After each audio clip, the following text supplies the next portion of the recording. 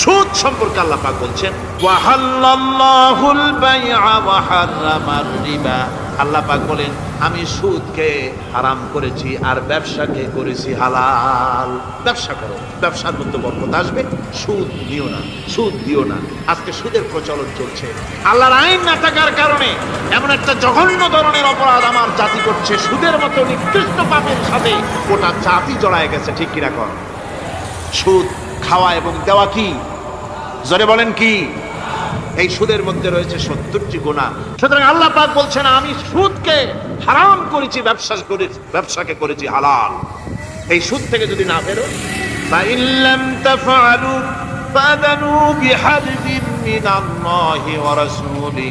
আল্লাহ রাব্বুল আলামিন বলেন যদি এই সুদ থেকে না ফেরো, যদি এই সুদ থেকে বিরত না থাকো, তাহলে আমি আল্লাহ এবং আমার রাসূলের পক্ষ থেকে যুদ্ধের ঘোষণা রইল।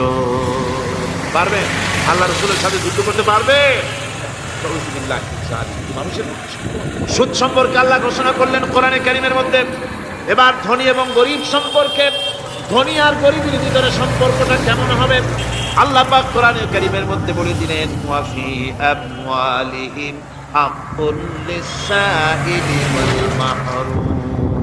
আল্লাহ রাব্বুল আলামিন বলছেন ও ধনীরা, তোমাদের সম্পদের ভেতরে গরিবদের অধিকার আছে, সে অধিকার আদায় করে দাও। একথা বলা হলো না গরিবরা তোমাদের করুণার পাত্র, দয়া করে তাদের কিছু দাও, একথা আল্লাহ বলেন নাই। বললেন ধনীরা শুনে রাখো, তোমাদের সম্পদে গরিবদের অধিকার আছে। অধিকার তাদের ফিরিয়ে দাও।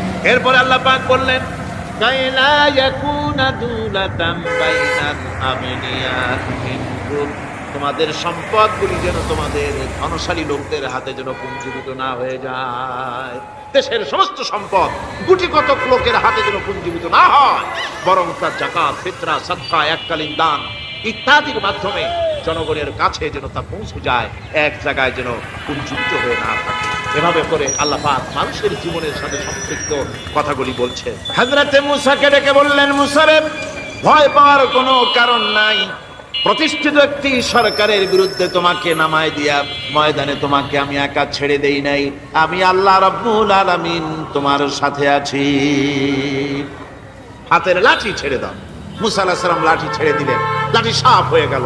করলো জাদুকরদের তৈরি করা সমস্ত বাঘ, সিংহ, সাপ মূসা আলাইহিস সালামের লাঠি মার্কা সাপের পেটের মধ্যে গিয়া ঢুকলো। এটা ছিল মূসা আলাইহিস সালামের মুজিজা। হযরত দাউদ